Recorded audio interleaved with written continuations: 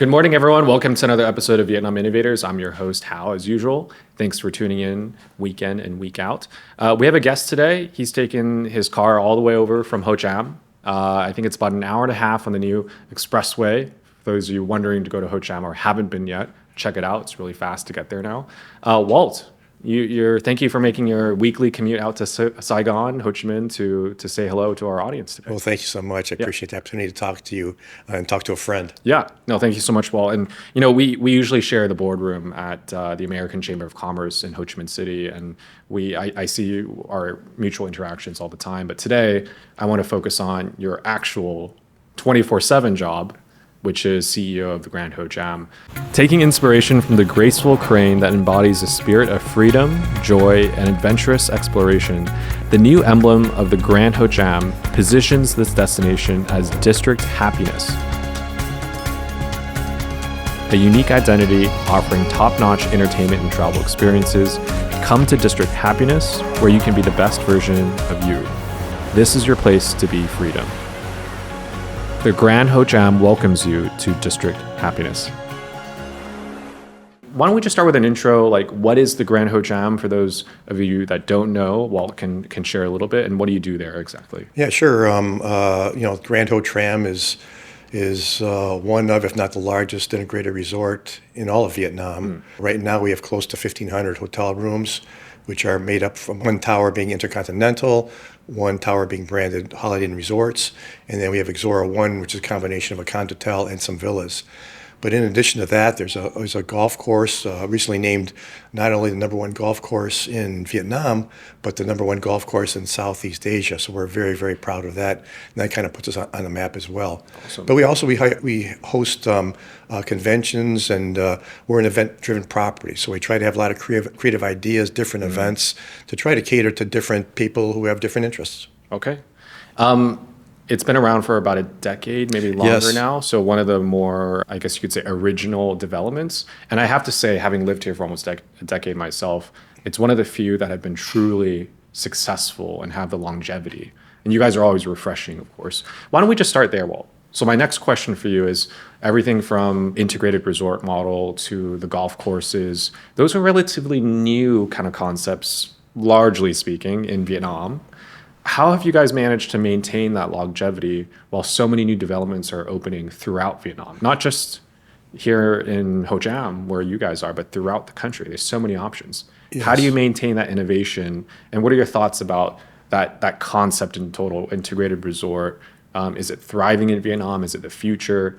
We'd love to hear your thoughts, because I know a lot of our audience are developers and wondering the same thing. Yeah, well, I have to, start off by saying, yes, the property celebrated its 10th anniversary earlier this year, and you have to give credit for the developers, the original developers, that put very strong bones in the joint, so to speak, and started it off. Now, as for the first few years of the operation, it was very challenging. I've been there for approximately a little more than 3.5 years currently. And I think for any successful project or resort, success comes from the right strategy, the right team, and the aggressive execution of that strategy. And I think previously, the strategy was a little bit wrong, and they didn't adopt the integrated resort philosophy. And I've been fortunate to be doing this for 30 years. Started in the States, worked in the Philippines, South Africa, Argentina, Macau for 18 years before coming to Vietnam. So I have the experience to see what worked in these various other locations and brought that strategy and changed that strategy to Ho Tram. One part of the resort that I didn't mention was the casino. It's for foreigners only, foreign passport holders only, but that's a key element of the property, because that in a big part drives the EBITDA of the property and allows us to invest in other aspects of the property, which is non-gaming focused, but creates an even better resort for holiday makers, for conventions and things like that. And so it's a very synergistic effect on the property. Let's talk about, you mentioned the initial strategy didn't fully embrace integrated resort. What do you mean by that? Can you be a bit more specific? Because for the audience that has seen the evolution of Grand Ho Tram, they probably know what you're talking about, but would love to hear what specifically changed in the last few years. I would say, and I would characterize the earlier strategies of being a very nice beach resort, with a small casino attached to it for foreigners only. And then a very, very nice golf course next to it. I think that was a wrong strategy. You know, I adopted the strategy found in Macau, that the driver is the center of the whole resort, is the foreigners only casino, and everything that happens around it, whether it's hospitality related, you know, golf related, rooms, food and beverage, and conventions, all center around supporting and bringing events to the property. So, for example, very recently we held a professional international boxing event, which I'm very proud of, sponsored by the World Boxing Organization. We had a title fight, and the focus of that fight was to market to our best casino players. But that being said, there's maybe 200 of those customers, but there's 300 people in the arena watching the event who are not casino customers. And I'm very surprised and pleasantly surprised to say that VTV Cable partnered with a television station in China. And at one point in our program, we had 14 million people from China watching the boxing event, because there was a very famous Chinese boxer competing. So that's the kind of strategy that we take. We're an event-driven property. The proximity to Ho Tram is a good news, bad news story. It's good news because there's more than 10 million people in the Ho Chi Minh metropolis area. The bad news, it can be from 2 hours from Tao Dien, maybe even a little bit less, to 2.5 hours from Tan Son Nhut Airport. So when we're talking about bringing international arrivals in, that hurdle we have is that 2.5 hour drive from Tan Son Nhut to Ho Tram. When you compare it to arrival at even Hoi An Resort at Da Nang, when it's 40 minutes, Manila, where it might be 30 minutes to the resort, even Corona Casino in Phu Quoc, that's about a 40-hour car ride from the airport to the resort. So they'll always have that advantage. So we need to give give international customers a reason to come to the resort, and reasons for someone who lives in Ho Chi Minh to take that 2 hour drive to our resort, whether they're a gaming customer or a hospitality customer. Well, let's talk about the future of like the geographical area. You mentioned 10 million people. That's a huge advantage. You don't have to be on an airplane. You don't have to wait in queues. You're pretty much there in 2 hours time. Now we have a new airport arriving soon, Long Tan. I think that'll cut the commute maybe half an hour for you guys. Absolutely, maybe probably even more. That will be a game changer.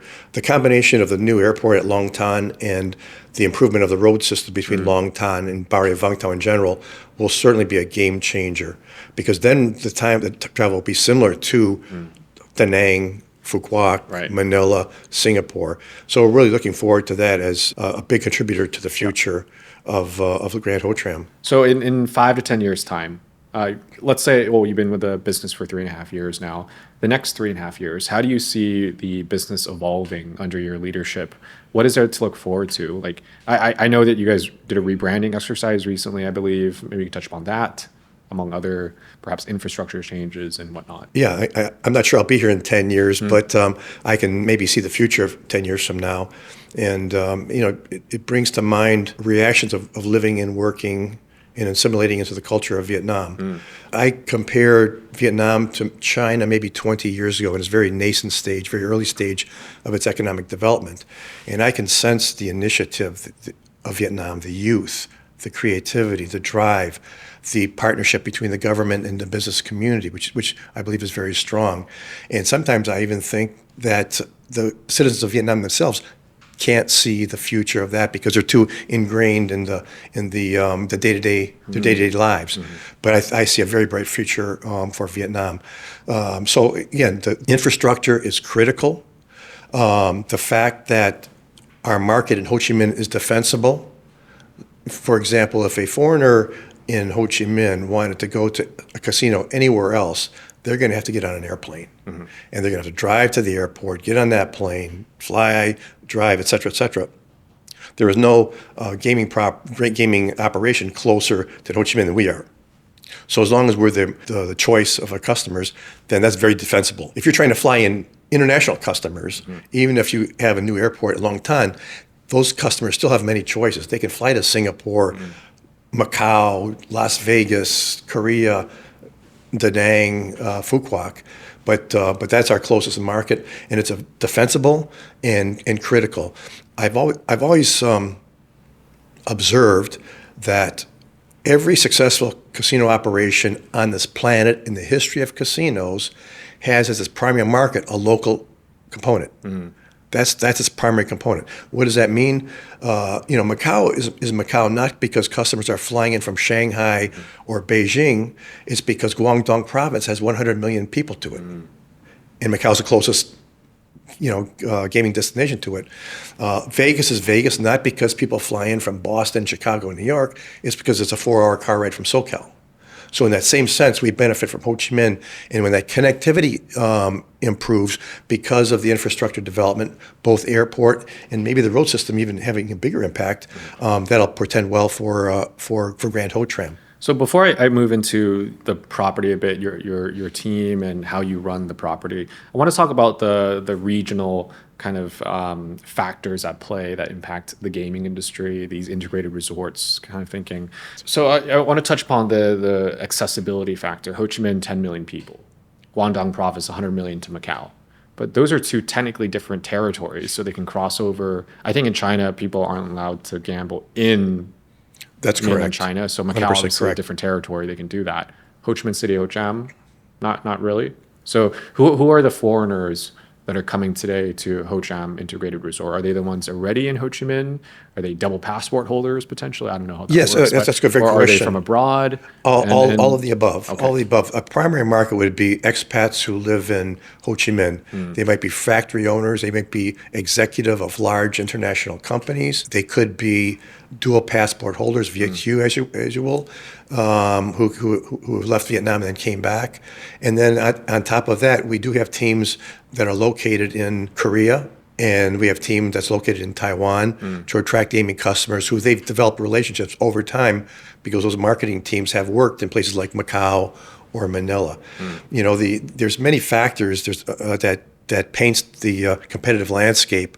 One of them we mentioned is accessibility, location. That might be the most important one, but also management and relationships.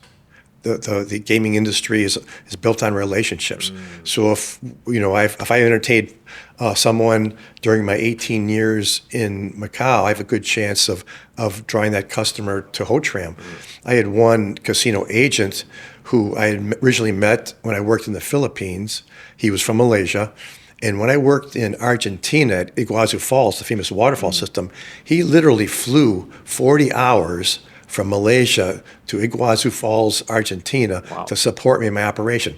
That's a pretty good indication, an anecdote of how that relationships matter in this business. So like tourism and gaming are actually very like tied at the hip in a way.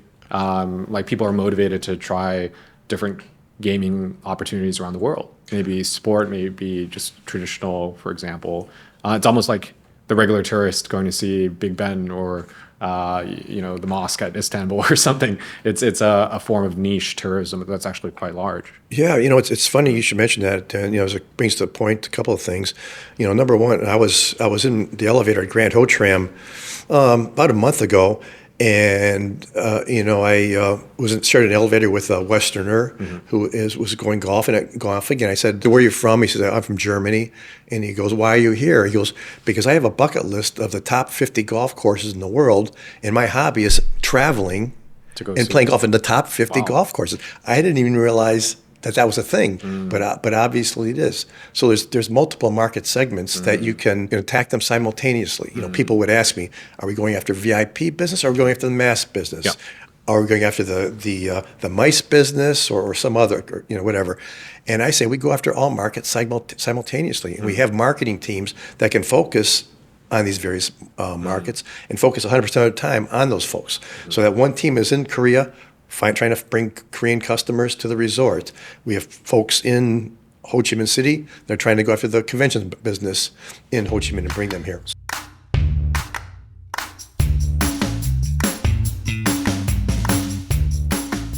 I want to use this opportunity to help quantify a lot of these numbers because it all sounds great. Well, and I'm sure, I've been there a couple of times myself. It's always fairly busy and has activity. It feels like a public activated space. I want to help quantify this, especially on the impact on the economy, because it sounds really great, but how many millions, if not more, dollars are being generated in tourism activity and visitors coming to Vietnam, or just even local consumer spending? like out of a group of, let's say, 10 Vietnamese, maybe they have one foreigner friend who wants to go there because it has also gaming amenities, and the Vietnamese can't play, but they could do other things. That draws a lot of revenues in other ways. Could you help quantify this? Maybe without disclosing your numbers, of course. Yes. But, for the whole country of Vietnam to know how important it could be from a tourism driver perspective, how interesting it could be in terms of advancing tourism goals potentially. Yeah. Even. Well, when I speak about the benefits of gaming operation, and the cons of gaming operation, because you have to speak honestly with integrity about both. And on the positive side, I use the acronym JET, J-E-T. J, it creates jobs. Secondly, there's economic spin-off associated with the property, and T is a tax revenue that it creates. Now the J, the J has a jobs. We employ over 2,000 people. I'm almost proud to say the low number of expats that we have working at Ho Tram. I think we have less than 30 out of 2,000 people. So I'm very proud of that. But the tax revenue right now is I think when you include VAT, gaming tax, things of that nature, I think it approaches $40 to $50 million a year, everything all in. That is a great point because, as I had mentioned, it's currently only foreign passport holders.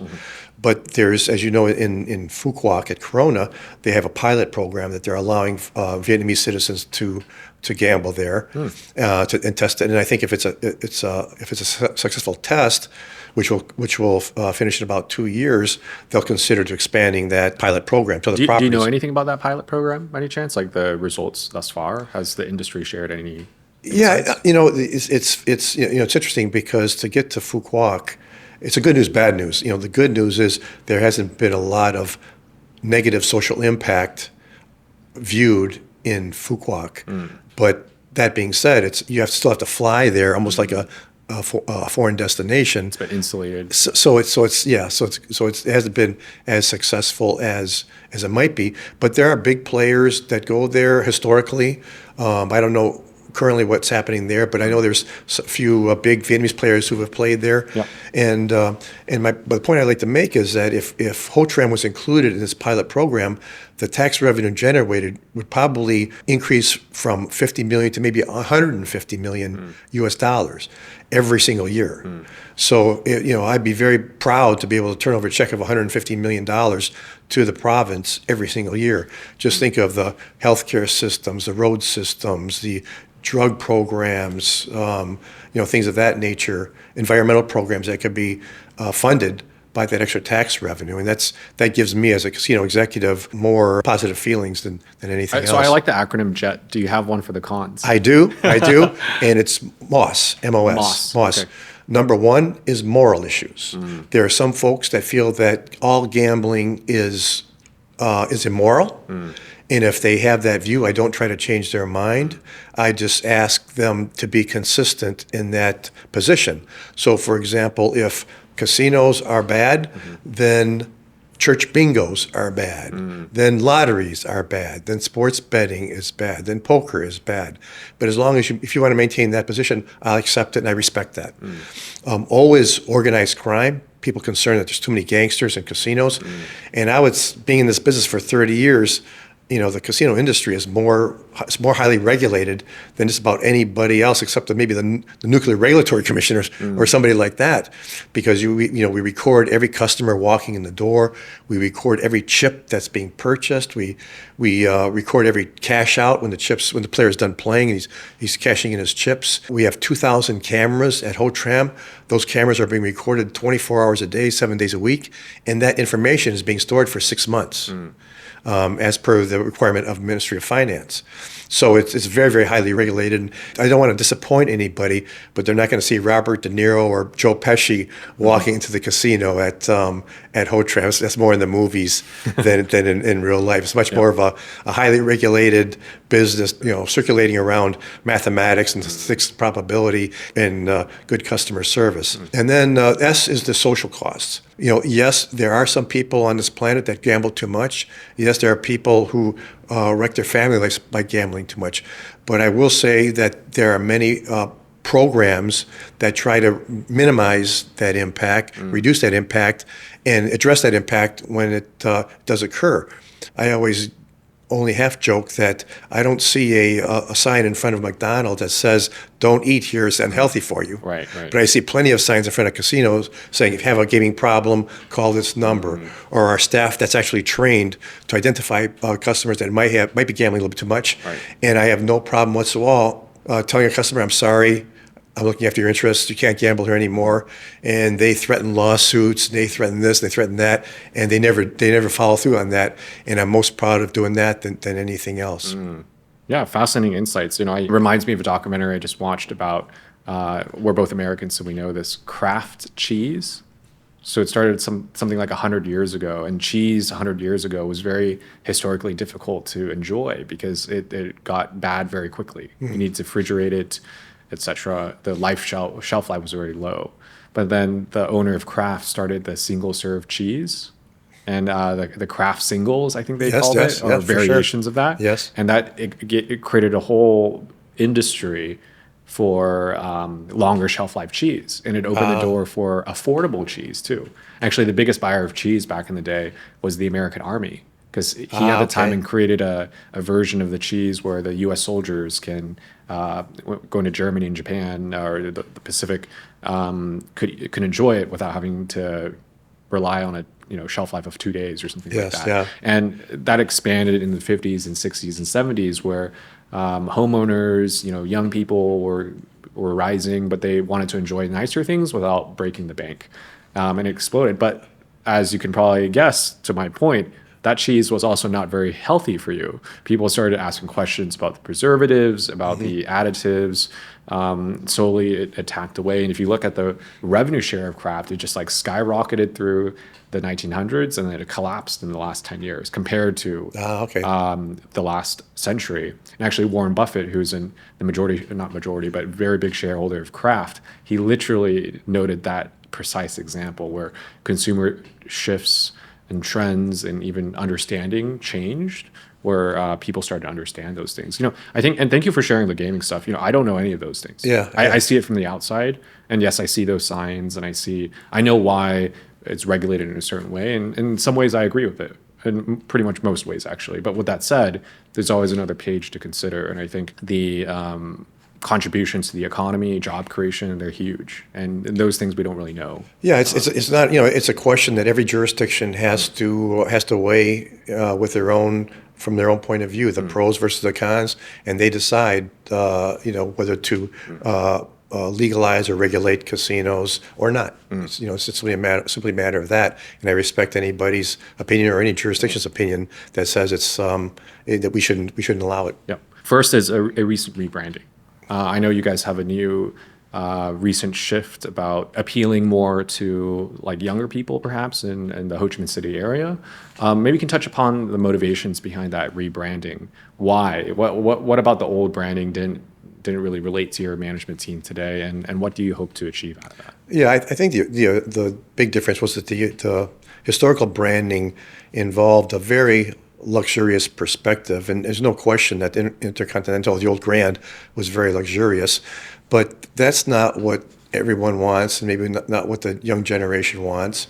And the property was fairly quiet over a few years before I got there, so we had to create our own excitement by creating all these events. The boxing event, the mixed martial art competitions, the beauty pageants. We hosted a part of Miss Universe Vietnam recently. Fashion shows, VIP dinners, et cetera, et cetera. We have to create a reason for a customer to drive from 2 hours from Ho Chi Minh and come to our resort. We installed lobby musicians. Live music at one of our new nightclubs. So we create our own excitement, and as part of that was we need to change the historical perception that historical customers may have had, and part of that was rebranding and focusing on a different perspective. And we chose the crane as a center of the new logo, and because of its historical presence in Vietnam, the Cham Loc mythological bird that is Vietnam's mythological bird, integration with the environment. So that was a combination of factors, but it's a matter of going after all markets simultaneously, which is synergistic because even if you're only a casino player, you don't want nobody wants to walk into an empty hotel lobby. Or if you're in a MICE group attending a conference, you don't want to walk into an empty lobby, through an empty lobby, or stay in a hotel that's only 10% occupied. You want energy and life, and so that's why we created this impact on being very event-driven property. I'm proud to say that next month we're actually having horse racing on the beach at Ho Tram. Okay. And I'm very excited to show that. It's something new. The first time I believe it's ever happened in Vietnam. So we have to be creative and aggressive in our execution of our marketing. When we go back to your questions concerning marketing and strategy. Even the best, most creative marketing only gets you that first purchase. After that, it's your customer service, your product, your branding, your management. That gets you your second and third visitations or purchases of that product.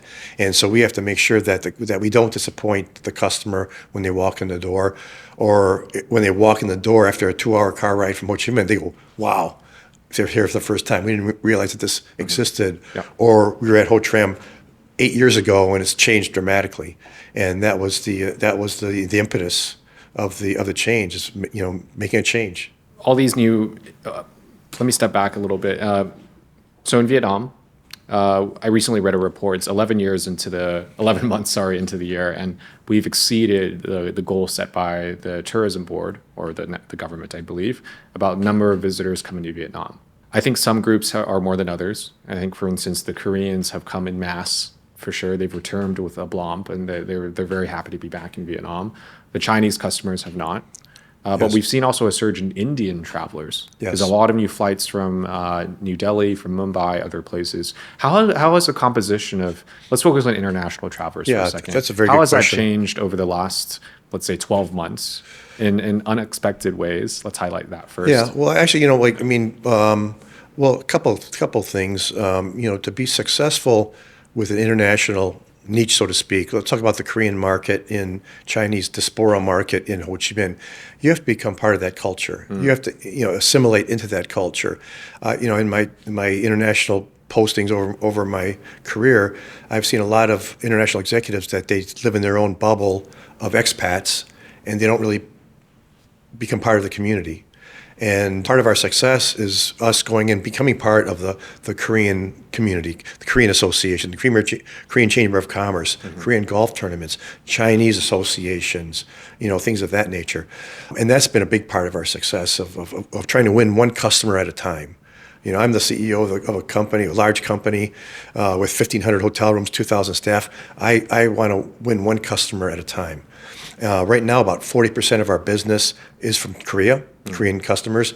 Most of that are from Ho Chi Minh-based executives, but we're also our boxing and MMA promotions are based in Seoul, Korea. So some very famous Korean fighters who used to fight in the UFC are now sending fighters to compete at Ho Tram. We do this. About 38% of our business is the Chinese community, combination of mainland China, Taiwan, Hong Kong, Singapore, etc. But as you point out, the Korean tourists have come back fairly strong. We're actually going after India the market as well for a number of reasons, very interesting reasons. The mainland Chinese market has not come back from a tourism standpoint, and I think that's part of their own economic challenges and real estate challenges in mainland China itself. They don't have enough money. Well, that's part of it. Story. Well, I think it's interesting. I watched a very good interview with Foreign Affairs magazine, and their position is that there is money in China, but it's tied up in saving. And the biggest challenge that China faces is for the government to stimulate consumer demand and expenditures, as opposed to an investment-focused economy such as real estate, infrastructure, even manufacturing, which has been hurt a little bit through the decoupling process. Well, let's go back to India. Sorry, I stopped you a little bit. You went back to Chinese tourism, and then India. Share because that came out of nowhere. I think like the number of flights capacity must have 5x'd in the last 12 months. I don't know exactly, but Would love to hear your insights from a Yeah, I mean, one just has to look at the Chinese economy, the growth of the population, and to see in Macau, for example, I think India might be the second biggest part of their visitation besides, China, call Hong Kong, et cetera, like that. But Macau, they host their version of the Academy Awards. I can't recall the name of it off the top of my head. Visitation exploded after that. So in Ho Tram, we've invited 20 or so tour agencies, golf agencies, things of that nature to take a look at our from India. India, Yeah. India specifically, all from India. They flew over. We hosted them, had a great time, showed them what we had, and then hopefully we'll benefit from that as time goes on. Okay. But right now it's primarily Korea and again I call it the Chinese diaspora, but India will certainly be a strong part of that going forward. Have you opened an Indian restaurant at the resort yet? I have not. I have not. Jokes aside, I recently went to Da Nang, which is like the hot spot for Indian tourism right now. One big trend is the number of Indians who want to have their weddings over there. So these big resorts, integrated resorts, for example, are capable of hosting hundreds of people, if not thousands. And it's been an exploding business. Where actually some hotels are now advertising in like magazines and whatnot in India. A lot of the hotel managers will text me and be like, "Hey, Hao, do you know an Indian chef?" I'm like, "You're asking the wrong person." Yeah. But in Da Nang too, I asked some of the local F&B operators, and the number one most opened cuisine type is actually Indian food now, because there's not enough to service the inbound traffic. So Yeah. I think that's an interesting observation. I think Ho Chi Minh City, we haven't quite seen that. There's some staples in the city, of course, but extending all the way to the resorts like Ho Cham, just a side note, wanted to share that. Yeah, no. Look, the two most important thing for attracting any ethnic group is language and food. You have to be able to serve the food that tourists come from, that they're familiar with, Yep. and you have to have the language capability, both in signage and Yes. in foreign language speaking hosts. That if you don't have that, it's going to be a tough pull. If I can share a short anecdote with you, early in my casino career, I was in my car driving to work, and I was listening to a report on National Public Radio in the U.S. And the subject matter of the report was the 10 things that children fear the most. And they went on, and the number one thing that children fear the most, according to this report, was being lost in a strange place. And I was thinking about this answer, and I was thinking about how that could relate to the casino industry, because if that's the number one thing that children fear the most, we're all grown-up children, that has to have an impact on us. And I was trying to figure out how it related to the casino industry. And I realized that if you walk into a resort and you're a Chinese speaking or Korean speaking, you don't see any Korean signs or Chinese signs. You can't find a host that speaks your language. If you're in a big casino like Las Vegas and you don't know where the restrooms are, or the hotel elevator core is, or the cages to cash out your chips, that can be very, very disconcerting. So I've always kept that in mind from a hospitality perspective, to make sure we have that language in Ho Tram, Korean signage, Chinese sign, and a strong foreign language capability that we're constantly trying to improve. On the topic of accessibility, let's say, you're touching upon the cultural points, the soft points. Let's go up with the hard points a little bit. Visas, for instance. I keep reading in the news, VN Express and whatnot keep writing about it, that every week there seems to be an updated position on when visas will be made easier somehow through electronic, or it's extended from 15 days to 45 days, whatever it might be. What's your comment and take on that compared to Vietnam's position in the region, where a lot of countries are making it super easy now? Yes. Vietnam has reasons, I'm sure, for maintaining its strict kind of protocols around it. I'm sure some good reasons, of course. What's your take on that? And assuming at some point down the line that it becomes easier to obtain, what are the potential benefits of that happening? Well, Vietnam has improved their policy by going to a 90-day multi-entry visas for foreigners, at least for certain countries, and that has been a big improvement. I've had friends from China, from Macau, try to visit me before, and it was a one visit, single 30 entry, days, 10 days, or something. yeah, it was very short. I can't remember the period of time. It was very short. Now it's improved, but we compete in a competitive landscape. I believe Thailand has no visas required for certain countries. I'm not sure if Vietnam's included in that, but so whatever Vietnam has, potential tourists are going to compare that to what's happening in Thailand. So I know there are a lot of issues. It's not easy to get visa policies eased, but I would suggest you should look at the competition and see what a place like Thailand is doing, or the Philippines, or other place, or Singapore, and try to be as competitive, if not beat them.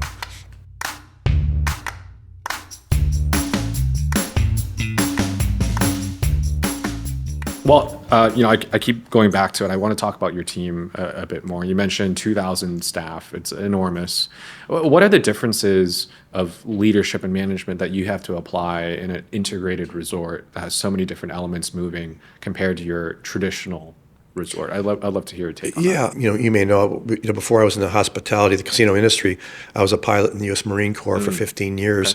Okay. And I would say that, being an officer for 15 years, I learned more about leadership and running a business there than receiving an MBA from the University of Michigan, which I'm very proud of as well, in the 30 years of experience, actually doing it. So, leadership is leadership.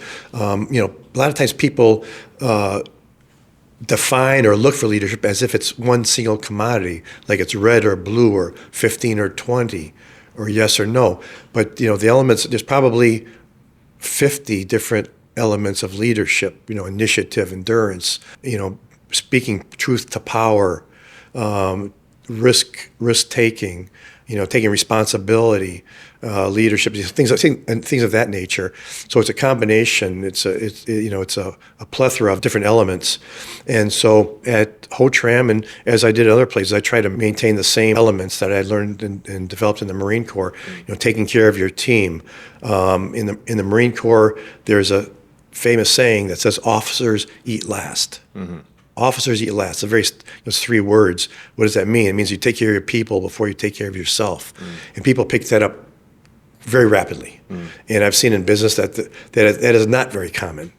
That there are a lot of organizations I've worked in that people take care of themselves first instead of taking care of their team first. The sheepdog mentality. What take does Vietnam in general have, would you say, that a small company, large company take, if we were to just zone in on Vietnam in particular? I would say that I don't think there's anything specific or unique about leadership or the lack of leadership in Vietnam that I didn't find in other places. I think it comes down to your background, your training, your experiences, things of that nature. Just on the leadership equation, I've tried to develop this myself along the lines that, like an equation where the combination of technical skills and experience leads to intuition, and the combination of intuition and risk-taking leads to good leadership, good business decisions. And so you need there's multiple steps in there, and without all of them, you can't maximize your leadership potential. I've also said that myself, that true wealth is valuing your life. You're using a currency that no one else is using. What does that mean? Most people value their life using a dollar symbol and see how much money they have in the bank. Yeah. Well, you can get wealthy in many ways. You can work hard and get it. You can be creative and get it. But you can also steal and get it. You can inherit it. You can get lucky. And I'd rather value my life in other ways, and ways that have helped people become successful. Success in general, people think that success comes from initiative, creativity, hard work. I think that's a bunch of baloney. I think success comes from being lucky, and at some point in their lives, somebody reached out with a helping hand and gave you an assist. That's been the experience of my life. And at this point in my career, my objective is to have that helping hand reaching out and help people younger in their career and help them in their journey to become successful. Well, very good. If you're a young person or an old person, and you'd like to work with Walt, or it sounds interesting, just find his contact on LinkedIn. Just leave a comment. I'm sure we'll share some more in the description, more about where to find out more about the Grand Ho Tram team. Walt, I always like to end my podcast with one question. Today we have you on the show because you're an expert about what you do. if I want to know about hospitality and everything around it, you're definitely someone to look out for and ask those questions. On the flip side, there's things that you probably don't know. And so my question for you is, on this show, Vietnam Innovators, we like to have guests of all different types of backgrounds and industries to share about what they know. What kind of industry or person or leader would you like to hear from? You don't have to be specific. It could be an industry like AI, for instance, and whatnot, that you would like to know more about, that we can deliver value for on this podcast. Yeah, that's a good question. I'm a curious guy. I'm a skeptic, and I believe in the scientific method. So I'd like to hear positions from functional areas I know nothing about. So AI would be one of them, because it's so much in the popular press.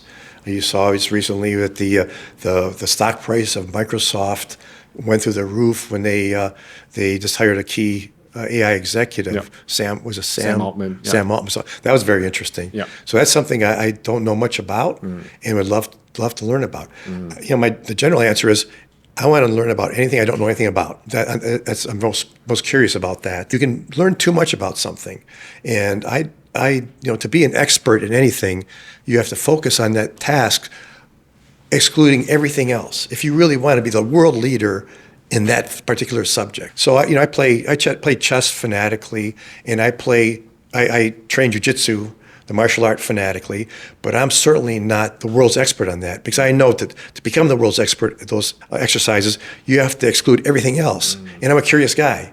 So I want to have the perspective of an expert, but not be the expert, because I also want to do chess or military history or AI or mathematics or physics or astrophysics, things of that nature. So just military history, is that one interest? Military history is that's another one of mine too. But I study that it might have to be on fanatically. another podcast. So. Yes, for sure. Yeah, guys, thank you for tuning in for today's podcast. Well, it's been a pleasure having you on today's show and learning more about what you do, the industry at large, and just hearing about your thoughts about leadership and whatnot. Today's podcast could have been 2 hours, but we have to close it here. Thank you so much, Walt, and looking forward to having your next visit just down the road to Ho Tram very soon. Well, I'm impressed by your interview style. Joe Rogan, look out. Okay. All right. Thank you, guys. See you next time. Thank you. Bye.